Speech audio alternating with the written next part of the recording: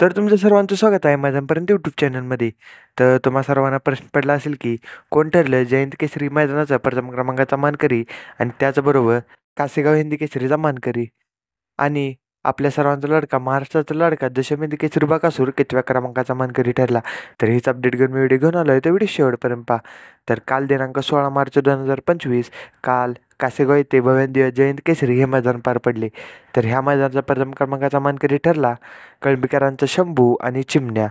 तर शंभू आणि चिमण्या हे गट क्रमांक 39मध्ये आपल्याला पळताना दिसले होते आणि या गटामध्ये चिमण्या आणि शंभूने तर सुट्टा निकाल घेऊन विजय प्राप्त केला आणि सेमीफायनलसाठी पात्र ठरले. आणि सेमी क्रमांक 2मध्ये देखील शंभू आणि चिमण्याने सुट्टा निकाल घेतला आणि फायनलसाठी पात्र ठरले.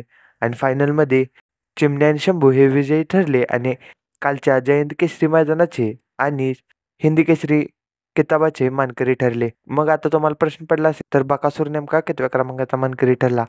तर आपल्या सर्वांचा लाडका महाराष्ट्राचा लाडका दशमेंदी केसरी बकासूरचा पैरा होता जलवासोबत. तर बकासूर आणि जलवा हे आपल्याला गट क्रमांक 35मध्ये पळताना दिसले. तर ह्या गटामध्ये विजय प्राप्त करून सेमीफायनलसाठी पात्र ठरले. आणि सेमी क्रमांक 3मध्ये अटी-अंटीच्या लढतीमध्ये बकासूर आणि जलवाने विजय प्राप्त केला आणि फायनलसाठी पात्र ठरले. आणि फायनलमध्ये बकासूर आणि जलवा हे तिसऱ्या क्रमांकाचे मानकरी ठरले. तर तुम्हाला अपडेट कशी वाटली कमेंट करून नक्की सांगा. तुम्हाला अपडेट आवडले असेल तर व्हिडिओ लाईक करा. चॅनल नवीन असेल तर चॅनलला सबस्क्राईब करून बेल आयकॉन ऑल सेट करा.